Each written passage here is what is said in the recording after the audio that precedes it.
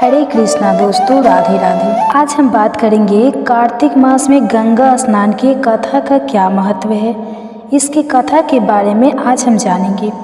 कार्तिक मास में गंगा स्नान की कथा हिंदू धर्म में विशेष महत्व रखती है। यह कथा मुख्य रूप से गंगा नदी के पृथ्वी पर अवतरण और इसके पवित्र प्रभाव से जुड़ी हुई है। कथा इस प्रकार है। सतयुग में राजा सागर नाम के एक महान प्रतापी राजा थे। उन्होंने एक बार अश्वमेध यज्ञ किया, जिसमें यज्ञ के घोड़े को स्वतंत्र रूप से छोड़ दिया जाता था। इंद्र जो देवताओं के राजा थे, उनको यह चिंता सताने लगी कि राजा सागर इस यज्ञ से बहुत शक्तिशाली हो जाएंगे और स्वर्ग पर अधिकार कर लेंगे। इस भय से उन्होंने राजा सागर के यज्ञ को घोड़े को चुरा लिया और कपिल मुनि के आश्रम के पास छुपा दिया। राजा सागर के 60,000 पुत्र घोड़े की खोज करते हुए कपिल मुनि के आश्रम पहुँचे और उन्होंने घोड़ा वहाँ देखा। उन्हें लगा कि कपिल मुनि ने घोड़े को चुराया है और क्रोध में उन्होंने मुनि का अपमान कर दिया। क्रोधित होकर कपिल मुनि ने उन 60,000 पुत्रों को श्राप दे दिया, जिससे वे भस्म हो गए और उनकी आत्माएं प्रेत लोक में भटकने लगी। राजा सागर ने अपने वंशजों के उद्धार के लिए अनेक प्रयास किए, लेकिन वे सफल नहीं हुए। उनके वंशजों में राजा भागीरथ हुए, जिन्होंने कठोर तपस्या की और माँ गंगा को पृथ्वी पर लाने का वरदान प्राप्त किया। गंगा का प्रभाव धरती पर आने के बाद उन 60,000 पुत्रों के भस्म को पवित्र किया और उन्हें मोक्ष मिला। इसलिए गंगा को पवित्र और मोक्षदायिनी माना जाता है। विशेष रूप से कार्तिक मास में गंगा स्नान का महत्व इसलिए बढ़ जाता है क्योंकि यह मास धर्म, तप और पुण्य का माना जाता है। कार्तिक मास में गंगा स्नान करने से व्यक्ति को पापों से मुक्ति मिलती है और जीवन में मोक्ष की प्राप्ति होती है। इस कथा के आधार पर कार्तिक मास में गंगा स्नान का विशेष धार्मिक महत्व है। कार्तिक मास में गंगा स्नान का अत्यधिक महत्व हिंदू धर्म में माना गया है। इसकी कथा से जुड़ी एक प्रमुख मान्यता इस प्रकार है। प्राचीन समय में राजा भागीरथ ने अपने पूर्वजों को मोक्ष दिलाने के लिए गंगा नदी को धरती पर लाने का कठोर तप किया था। उनकी कठिन तपस्या से प्रसन्न होकर माँ गंगा ने धरती पर अवतरण किया। जब गंगा पृथ्वी पर उतरी तो उन्होंने राजा भागीरथ के पूर्वजों के पापों को धोया और उन्हें मोक्ष प्रदान किया। इसी के चलते गंगा नदी को पवित्र माना जाता है और विशेषकर कार्तिक मास में गंगा स्नान का बहुत महत्व होता है। कार्तिक मास को इसलिए विशेष माना जाता है क्योंकि इस माह में स्नान, दान और व्रत का धार्मिक महत्व बढ़ जाता है। ऐसा माना जाता है कि इस मास में गंगा स्नान करने से व्यक्ति के सारे पाप धुल जाते हैं और उसे मोक्ष की प्राप्ति होती है।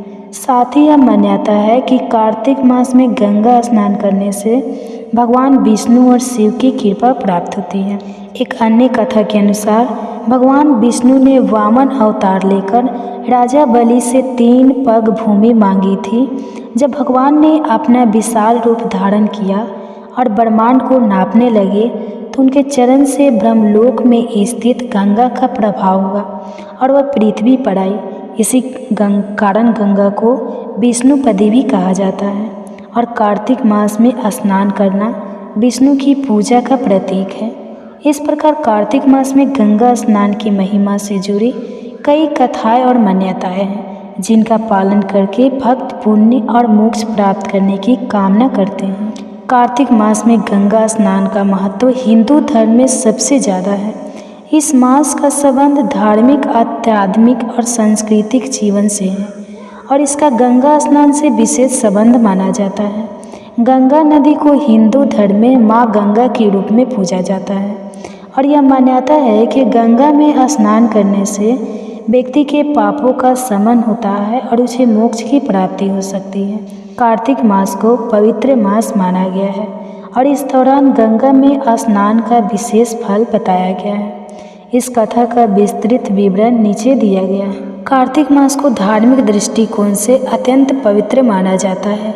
इस महीने को पाप मोचनी मास के रूप में भी जाना जाता है, क्योंकि यह मास माना जाता है कि इस समय जो भी धार्मिक कार्य किए जाते हैं उनके फल कई गुना बढ़ जाते हैं। विशेष रूप से कार्तिक मास में किए गए स्नान, दान और पूजा का महत्व अत्यधिक होता है। इस महीने की शुरुआत शरद ऋतु से होती है और यह देवताओं के जागरण का समय भी होता है, जिसे देव उठनी एकादशी कहते हैं। कार्तिक मास में पवित्र नदियों में स्नान करना धार्मिक अनुष्ठानों का एक प्रमुख हिस्सा है और इनमें गंगा स्नान का विशेष स्थान है। यह मान्यता है कि इस मास में गंगा में स्नान करने से व्यक्ति के सारे पाप धुल जाते हैं और उसे मोक्ष प्राप्त होता है। गंगा को भगवान शिव की जटा से निकली हुई नदी माना जाता है और उसे पवित्रता और मुक्ति का प्रतीक माना जाता है। कार्तिक मास में गंगा स्नान की परंपरा सदियों से चली आ रही है और इसके पीछे कई धार्मिक कथाएं और मान्यताएं जुड़ी हुई हैं कि इस मास में गंगा स्नान से ही सारे पापों का नाश होता है और व्यक्ति को स्वर्ग की प्राप्ति होती है।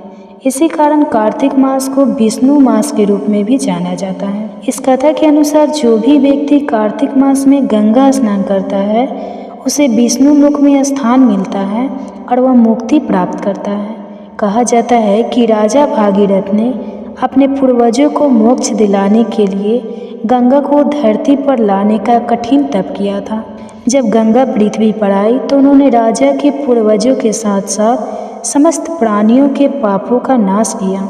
गंगा में स्नान करने से राजा भागीरथ के पूर्वजों को मोक्ष प्राप्त हुआ और यह माना गया है कि जो भी गंगा में स्नान करेगा उसे भी मोक्ष प्राप्त होगा। इसलिए कार्तिक मास में गंगा स्नान करने की परंपरा अत्यधिक प्रचलित है। कार्तिक मास में गंगा स्नान के साथ साथ तुलसी पूजा का भी विशेष महत्व है। तुलसी को विष्णु भगवान की प्रिय माना गया है और इस महीने में तुलसी की पूजा विशेष रूप से की जाती है। इस समय तुलसी के पौधे को आंगन में जल चढ़ाकर उसकी पूजा की जाती है। ऐसा माना जाता है कि कार्तिक मास में तुलसी की पूजा और गंगा स्नान करने से विष्णु भगवान प्रसन्न होते हैं और व्यक्ति को धन, समृद्धि और सुख की प्राप्ति होती है। धार्मिक दृष्टि से गंगा स्नान का अत्यधिक महत्व है, लेकिन इसके साथ ही यह शारीरिक और मानसिक स्वास्थ्य के लिए भी लाभकारी माना गया है। गंगा नदी के जल को पवित्र और औषधीय गुणों से युक्त माना जाता है। इस जल में स्नान करने से शरीर की त्वचा में निखार आता है और व्यक्ति ताजगी महसूस करता है। यह भी माना जाता है कि गंगा का जल विभिन्न बीमारियों से छुटकारा दिलाने में सहायक होता है। कार्तिक मास में सुबह सुबह उठकर गंगा में स्नान करने की परंपरा भी मन और मस्तिष्क को शांति प्रदान करती है। इसका मनोवैज्ञानिक प्रभाव यह होता है कि व्यक्ति सकारात्मक ऊर्जा से भर जाता है और उसके मन से नकारात्मकता दूर होती है। कार्तिक मास में की गई भक्ति और साधना से व्यक्ति के जीवन में संतुलन और स्थिरता आती है, जिससे वह मानसिक और भावनात्मक रूप से भी समृद्ध होता है। कार्तिक मास के दौरान गंगा स्नान के साथ कई धार्मिक अनुष्ठान भी किए जाते हैं। इस समय लोग विशेष रूप से व्रत रखते हैं, दीपदान करते हैं और गंगा किनारे पूजा अर्चना करते हैं। पवित्र नदियों के किनारे कार्तिक पूर्णिमा के दिन विशेष मेले का आयोजन किया जाता है, जिसमें लोग बड़ी संख्या में शामिल होते हैं। इस अवसर पर गंगा आरती का आयोजन भी किया जाता है, जिसमें लोग दीप जलाकर गंगा मैया की आराधना करते हैं। कार्तिक पूर्णिमा के दिन स्नान का विशेष महत्व होता है। इस दिन को त्रिपुरी पूर्णिमा या देव दीपावली भी कहते हैं। मान्यता है कि इस दिन भगवान शिव ने त्रिपुरासुर नामक राक्षस का वध किया था और देवताओं ने दीप जलाकर इस विजय का उत्सव मनाया था। इसलिए इस दिन को देव दीपावली के रूप में भी मनाया जाता है। इस अवसर पर गंगा किनारे दीपदान का विशेष आयोजन होता है, जिसमें हजारों दीप गंगा में प्रभावित किए जाते हैं। कार्तिक मास में गंगा स्नान की परंपरा सिर्फ धार्मिक अनुष्ठान नहीं है, बल्कि यह एक आध्यात्मिक यात्रा का प्रतीक भी है। यह मास व्यक्ति को आत्मशुद्धि, पापों के नाश और मोक्ष की प्राप्ति का अवसर प्रदान करता है। गंगा स्नान केवल एक धार्मिक कृत्य नहीं है, बल्कि व्यक्ति के शारीरिक, मानसिक और आत्मिक स्वास्थ्य को भी सुधारने का माध्यम है। हिंदू धर्म में कार्तिक मास और गंगा स्नान का महत्व अनंत काल से चला आ रहा है और यह सदैव धर्म और संस्कृति के केंद्र में रहेगा। प्रिय साथियों, ये कहानी आपको कैसी लगी?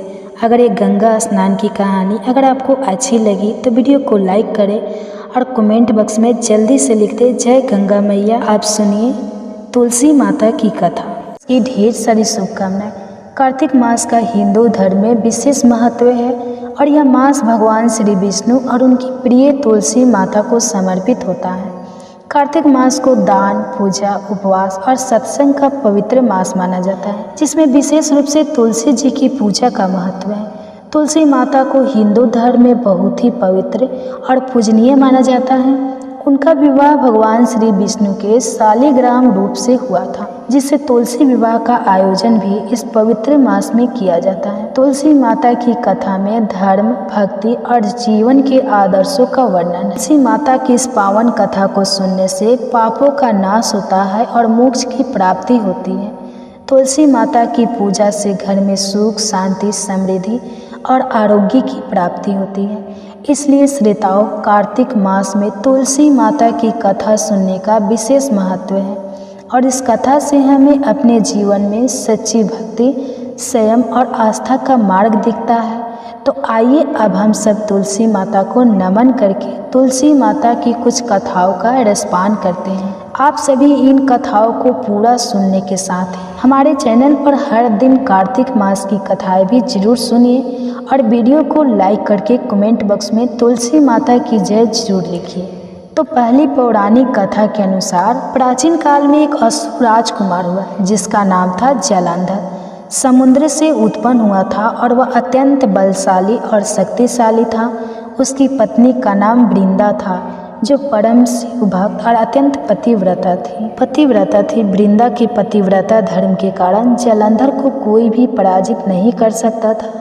उसने अपनी पत्नी के तप और शुद्धता के बल पर कई बार देवताओं को पराजित किया था। जलंधर के अत्याचारों से सभी देवता परेशान हो गए थे और भगवान शिव ने उसे मारने का संकल्प लिया, लेकिन वृंदा के तप और पतिव्रता धर्म के कारण भगवान शिव स्वयं भी उसे पराजित नहीं कर पा रहे थे। तब देवताओं ने भगवान विष्णु से सहायता मांगी। भगवान विष्णु ने एक योजना बनाई और वे जलंधर का रूप धारण करके वृंदा के समक्ष गए। वृंदा ने उन्हें अपने पति के रूप में पहचान कर उनके साथ अपने पति के प्रति निष्ठा का निर्वाह किया। जब वृंदा को यह पता चला कि वे उनके पति नहीं बल्कि भगवान विष्णु हैं, तब उनका तप और पतिव्रता धर्म भंग हो गया। जलंधर उसी समय युद्ध में मारा गया। जब वृंदा को सच्चाई का पता चला तो उन्होंने भगवान विष्णु को श्राप दिया कि वे पत्थर की हो जाए। भगवान विष्णु ने यह श्राप संघर्ष स्वीकार किया और वे शालिग्राम रूप में परिवर्तित हो गए। वृंदा को अत्यंत दुख हुआ और उन्होंने अपनी देह त्याग दी। वृंदा के शरीर से तुलसी का पौधा उत्पन्न हुआ। भगवान विष्णु ने कहा कि आपसे तुलसी उनकी प्रिय होगी और जो भी उन्हें तुलसी पत्र अर्पित करेगा उसे उनकी कृपा प्राप्त होगी। इसके बाद से तुलसी को विष्णु प्रिया कहा जाने लगा और तुलसी विवाह का आयोजन किया जाने लगा। कार्तिक मास में तुलसी पूजा का विशेष महत्व है क्योंकि इस महीने को धार्मिक दृष्टिकोण से अत्यंत शुभ माना जाता है। यह मास भगवान विष्णु को अत्यंत प्रिय है और इसी मास में उनका निद्रा से जागरण होता है, जिसे द्योतनी एकादशी कहा जाता है। इस दिन तुलसी विवाह का आयोजन किया जाता है। तुलसी विवाह हिंदू धर्म के अनुसार एक धार्मिक उत्सव है जो भगवान विष्णु और तुलसी माता के पवित्र संबंध का प्रतीक है। इस विवाह के द्वारा भगवान विष्णु और तुलसी माता के बीच की अनंत भक्ति को मान्यता दी जाती है।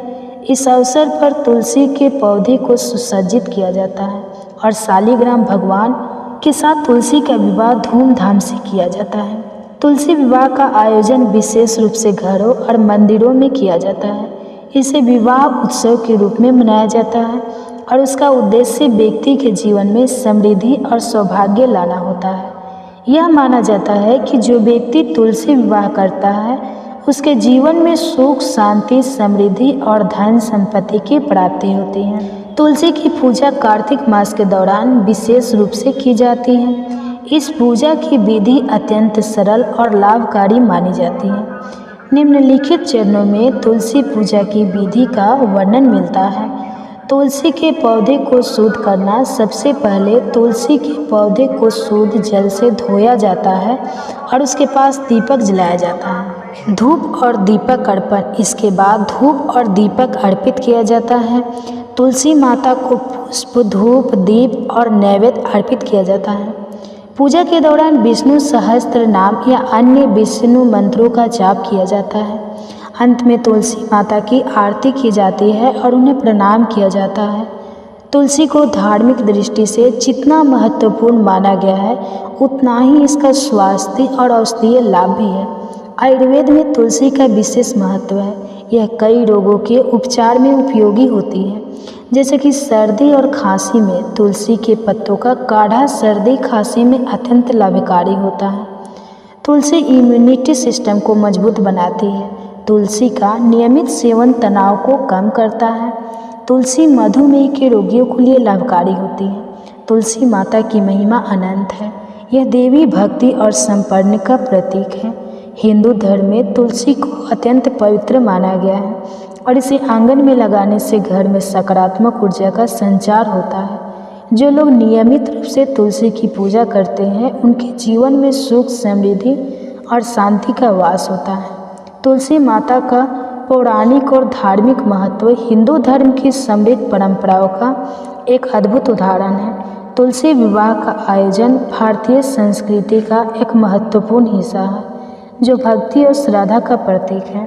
तुलसी माता की कथा का विशेष महत्व हिंदू धर्म में है और कार्तिक मास में तुलसी की पूजा का विशेष स्थान है।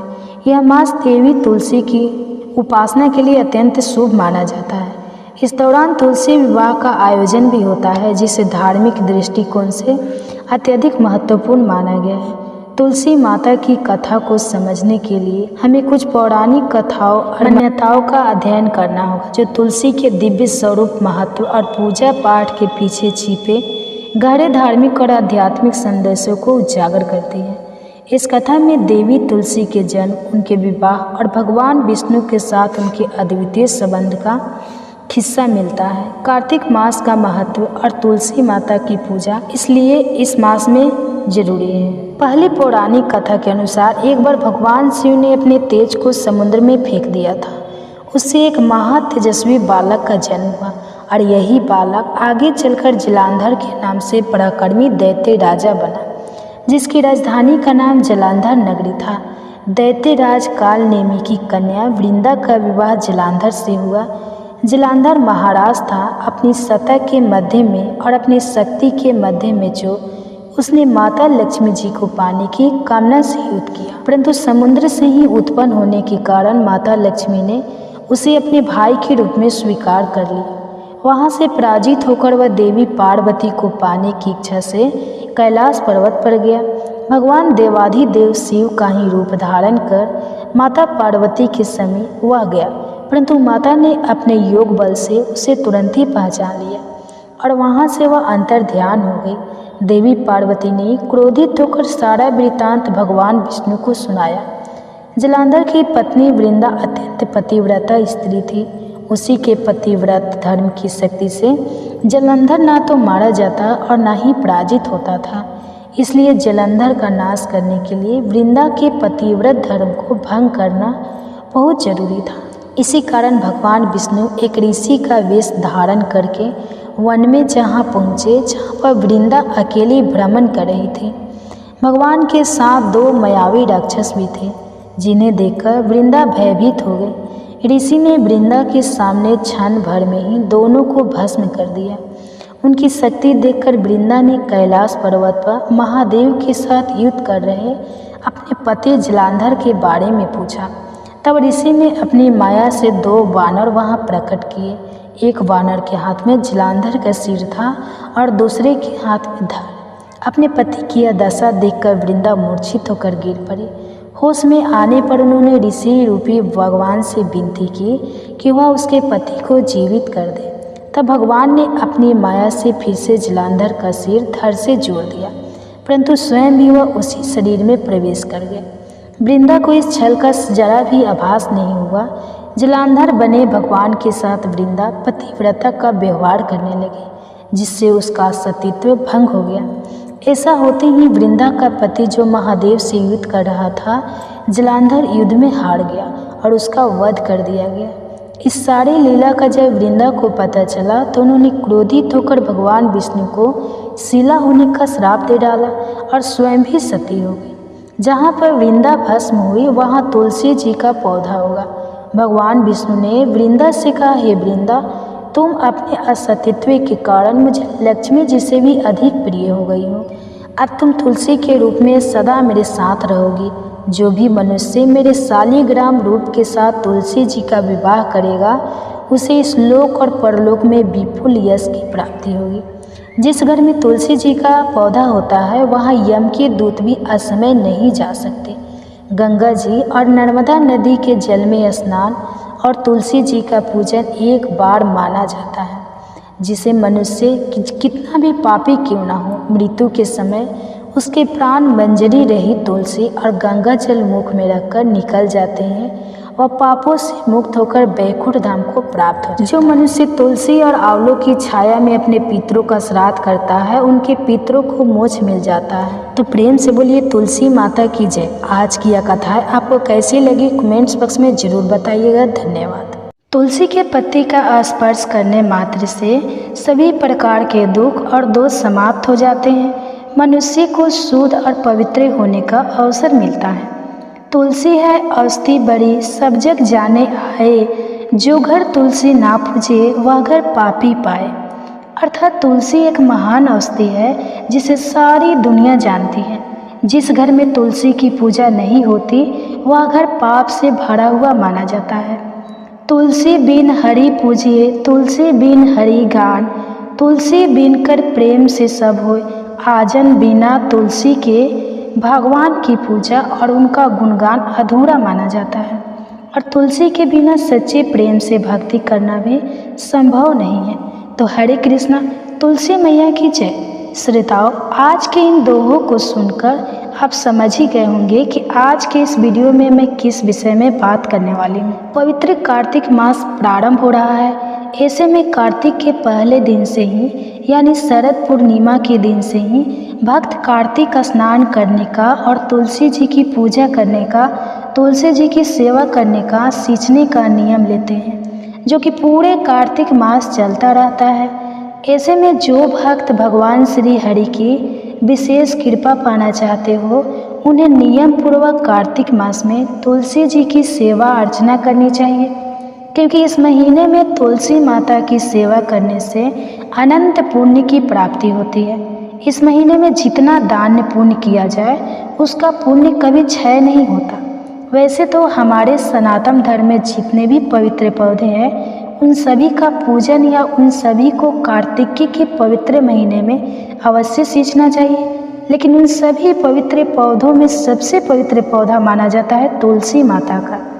पौराणिक ग्रंथों में तुलसी के पौधे को पूजनीय, पवित्र और देवी का दर्जा दिया गया है। और यही कारण है कि हिंदू धर्म में आमतौर पर तुलसी जी का पौधा लगभग हर घर में देखा जाता है। तुलसी का पौधा हमारे लिए धार्मिक और वैज्ञानिक दोनों ही महत्व रखता है। ऐसा माना जाता है कि जिस घर में तुलसी जी का वास होता है, तुलसी जी का पौधा होता है, वहाँ तरक्की के साथ सुख, शांति और धन की संपन्नता अपने आप ही हो जाती है। अब ज़्यादा देर ना करते हुए आपको बताते हैं कि कार्तिक मास में तुलसी जी की पूजा कैसे करनी चाहिए, कब और कैसे आप तुलसी की पूजा कर सकते हैं, कितनी बार दीप जलाना चाहिए, कितनी परिक्रमा करनी चाहिए, तुलसी के पौधे में जल कब चढ़ाना चाहिए, क्या सुबह और शाम दोनों समय जल चढ़ाया जाता है, कितनी तुलसी का पौधा घर में होना चाहिए, क्या जिस तुलसी की पूजा हम रोजाना करते हैं, जिस तुलसी को हम सींचते हैं, उसमें से हम भगवान के भोग के लिए तुलसी के पत्ते तोड़ सकते हैं।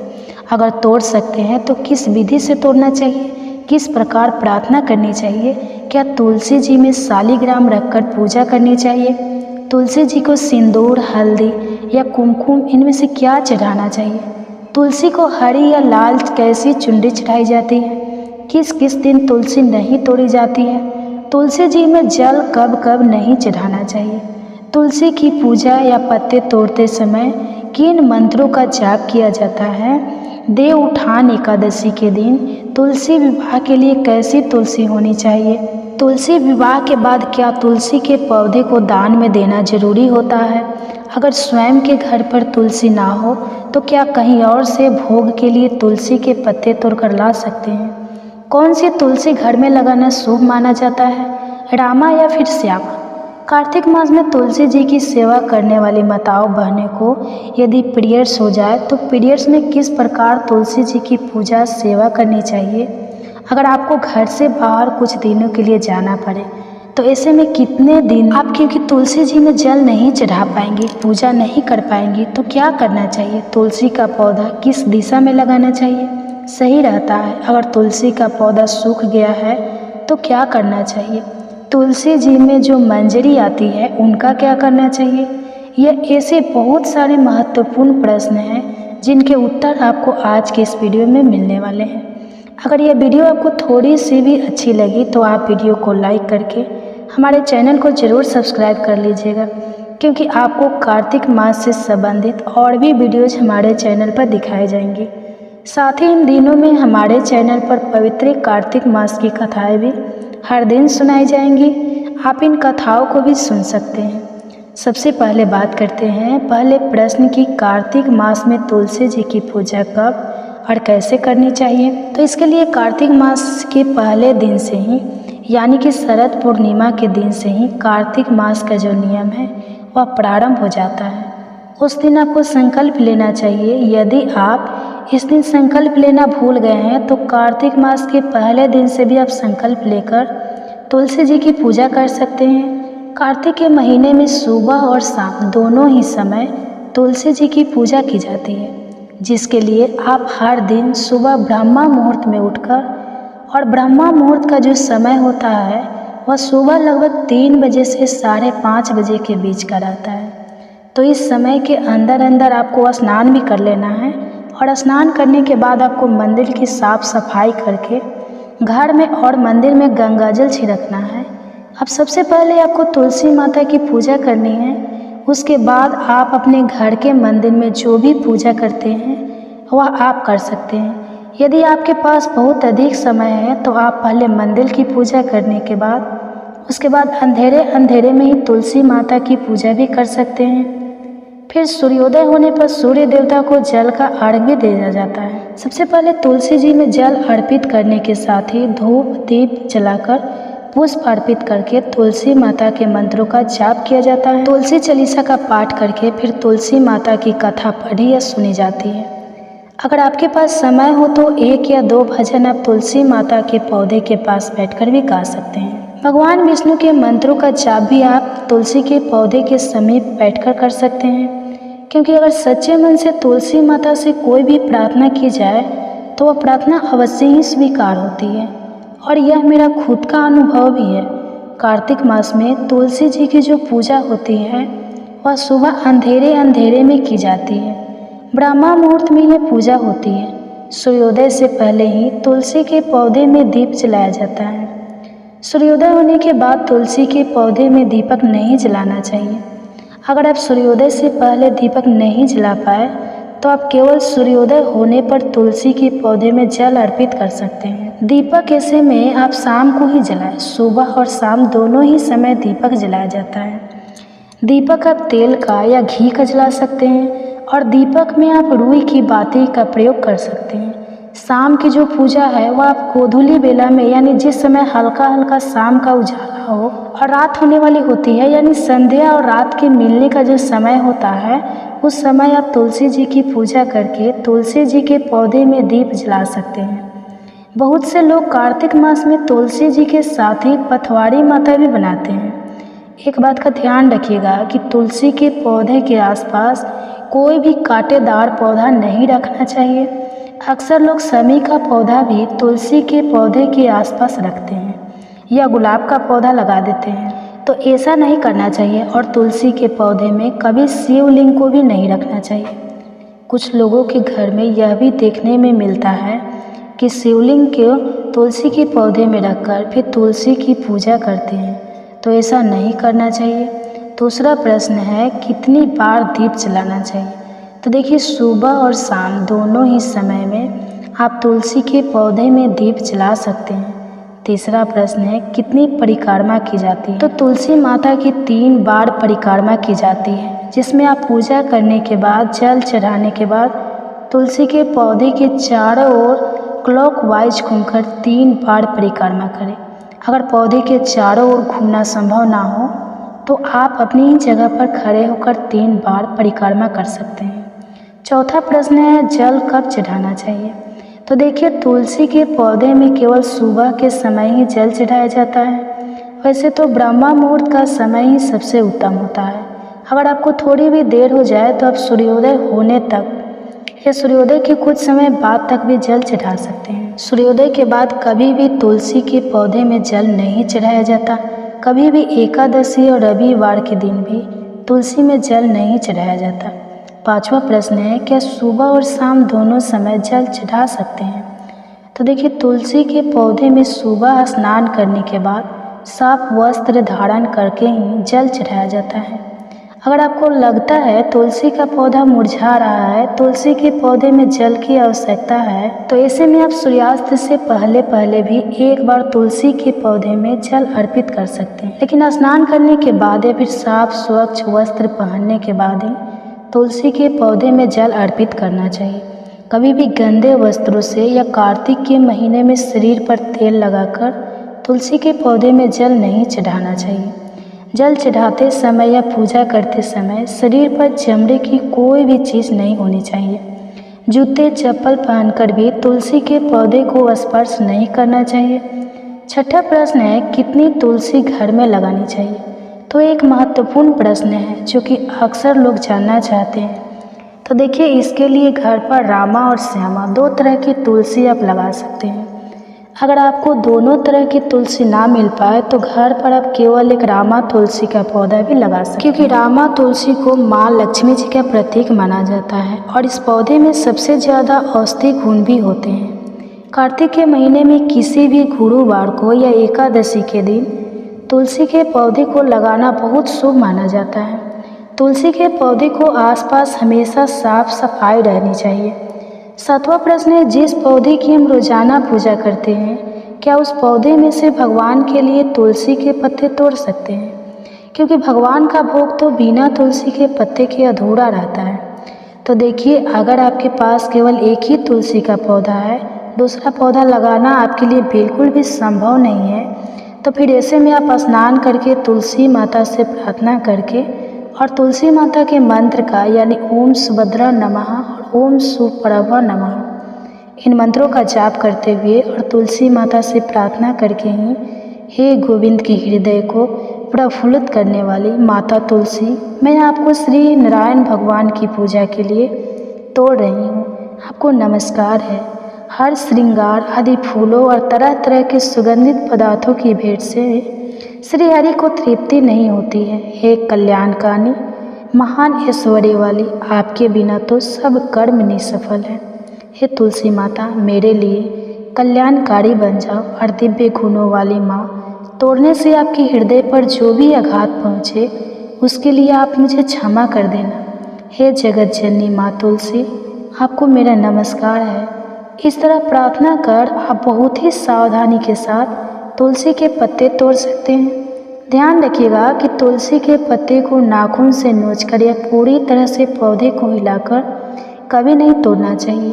बहुत आराम से तुलसी के पत्ते तोड़े जाते हैं। अगर हो सके तो भगवान के भोग के लिए आप अलग से तुलसी का एक पौधा लगा सकते हैं, क्योंकि ऐसा भी कुछ लोग मानते हैं कि जिस पौधे की हम हर दिन पूजा करते हैं उस पौधे में से पत्ते नहीं तोड़ने चाहिए।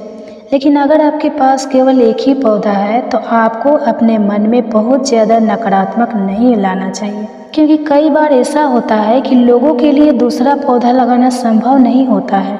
तो आप आराम से इस तरह सच्चे मन से प्रार्थना करके तुलसी के पत्ते भी उसी पौधे में से तोड़ सकते हैं।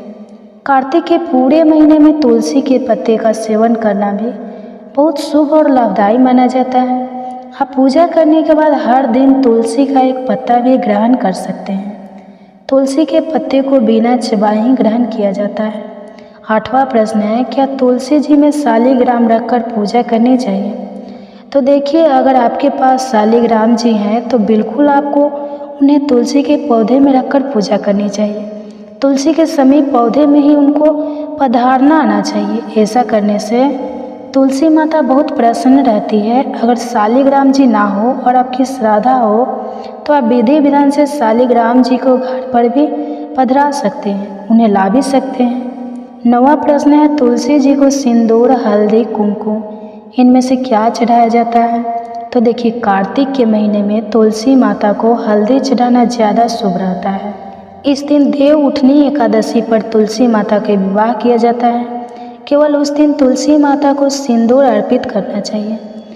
तब तक कार्तिक के महीने में आप केवल हल्दी अर्पित कर सकते हैं सिंदूर की जगह पर। तब तक आप कुमकुम भी अर्पित कर सकते हैं। इसके अलावा कच्चा दूध भी तुलसी के पौधे में हफ्ते में एक बार जरूर अर्पित करना चाहिए। 10वां प्रश्न है, किस तरह की किस रंग की चुनरी माता को चढ़ाना चाहिए? तो तुलसी माता को वैसे तो आप लाल और हरी दोनों चुनरी चढ़ा सकते हैं, लेकिन लाल रंग बहुत शुभ माना जाता है, तो लाल रंग की चुनरी भी आप अवश्य चढ़ाएं। 11वां प्रश्न है, किस किस दिन तुलसी नहीं तोड़नी चाहिए? अक्सर लोग इस बारे में जानना चाहते हैं। तो देखिए, तुलसी की पत्तियों को कभी भी रविवार ग्रहण, चाहे वह चंद्र ग्रहण हो या सूर्य ग्रहण हो, एकादशी, अमावस्या, पूर्णिमा, चौदस या संक्रांति के दिन नहीं तोड़ना चाहिए। बिना स्नान किए या सूर्यास्त के बाद तुलसी के पत्ते भूल कर भी नहीं तोड़ना चाहिए।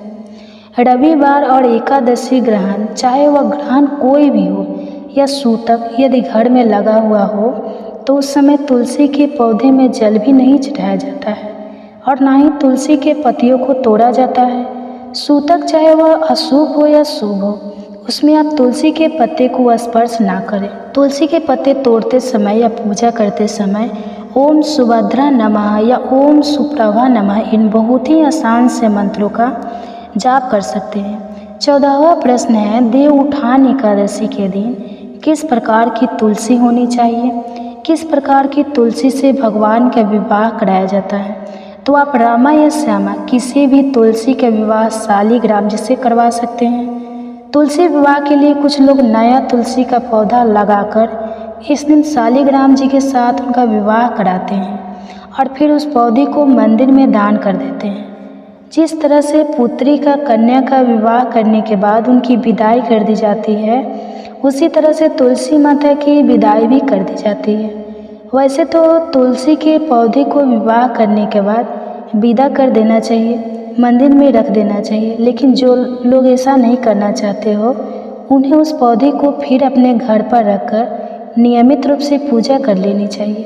16वां प्रश्न है, अगर खुद के घर पर तुलसी ना हो तो क्या कार्तिक माह में कहीं और से भी भोग के लिए तुलसी के पत्ते ला सकते हैं? तो देखिए, बिल्कुल ला सकते हैं, लेकिन ध्यान रखिएगा, तुलसी साफ सुथरी जगह पर लगी होनी चाहिए और हर सनातनी के घर में तो तुलसी का पौधा अवश्य ही रहना चाहिए। तुलसी का पौधा जिस भी घर में होता है, उस घर का वातावरण शुद्ध हो जाता है, पवित्र हो जाता है, नकारात्मक ऊर्जा दूर हो जाती है। घर का वास्तु अगर ठीक ना हो तो वास्तु ठीक हो जाता है, जो दोष है वह दूर हो जाता है। इसलिए तुलसी का पौधा तो आपको लगाना ही चाहिए। घर पर रामा या फिर श्यामा तुलसी का पौधा आप लगा सकते हैं। कार्तिक मास में यदि माताओं बहनों को पीरियड्स होने लगे और आपके पूरे कार्तिक मास तुलसी जी की पूजा करने का नियम धारण कर रखा है, तो ऐसे में जितने दिन भी आपको पीरियड्स होते हैं उतने दिन आप खुद से पूजा ना करके अपने परिवार के किसी भी सदस्य से तुलसी जी की पूजा करवा सकते हैं, जल चढ़ा सकते हैं। अगर आप अकेली है, घर पर आपके हिस्से की पूजा करने वाला कोई भी नहीं है और आपके आसपास यदि कोई वैष्णव हो या फिर कोई भी ऐसा व्यक्ति हो जो तुलसी जी में श्रद्धा भक्ति रखता हो, तो आप उनसे भी सुबह और शाम की पूजा करवा सकती है, जल अर्पित करवा सकती है और धूप दीप भी जलवा सकती है। अगर आपको बहुत दिनों के लिए घर से बाहर जाना पड़ जाए, हालांकि ऐसा नहीं करना चाहिए, नहीं तो आपका नियम टूट जाता है, लेकिन फिर भी यदि बहुत मजबूरी हो और आपको जाना पड़े तो ऐसे में आप किसी न किसी सदस्य को सेवा करने के लिए कह के जाए। अपने आसपास किसी से आप आग्रह कर सकती हैं और इस दौरान आपको मानसिक रूप से वही नियम आपको अपनाने होंगे। जैसे ब्रह्मा मुहूर्त में उठकर आप पूजा खुद से करती हैं, तो उस समय भी आपको जहाँ कहीं भी आप है ब्रह्मा मुहूर्त में उठकर मानसिक रूप से तुलसी माता जी की सेवा पूजा कर लेनी चाहिए। मानसिक रूप से भाव करते हुए कि आप तुलसी के पौधे में जल अर्पित कर रही है या धूप दीप जला रही है, ऐसा भाव करके सुबह और शाम तुलसी माता की पूजा आपको कर लेनी चाहिए। ऐसा करने से भी तुलसी माता पूजा स्वीकार कर लेती है। 20वां प्रश्न है, तुलसी का पौधा किस दिशा में लगाना चाहिए? तो उत्तर पूर्व दिशा तुलसी के पौधे को लगाने के लिए बहुत ही शुभ दिशा मानी गई है। 21वां प्रश्न है, अगर तुलसी का पौधा सूख गया है तो क्या करना चाहिए? तो इसके लिए सबसे पहले तो तुलसी के सूखे हुए पौधे को आप गमले में से निकाल कर उसकी लकड़ियाँ तोड़कर उसका दीपक जला सकते हैं, तुलसी की माला बना सकते हैं और भगवान श्री कृष्ण के समक्ष तुलसी के लकड़ी का दीपक जलाना बहुत ही शुभ रहता है। और इसके अलावा आप तुलसी के सूखे हुए पौधे को जल में विसर्जित भी कर सकते हैं। सूखा हुआ पौधा घर पर नहीं रखना चाहिए, उसकी जगह पर आप नया तुलसी का पौधा लगा सकते हैं। अंतिम प्रश्न है, तुलसी जी में जो मंजरी आती है उसका क्या करना चाहिए? तो सबसे महत्वपूर्ण बात है, तुलसी के पौधे की मंजरी को उनके नाखून माना जाता है, माथा पर बोझ माना जाता है।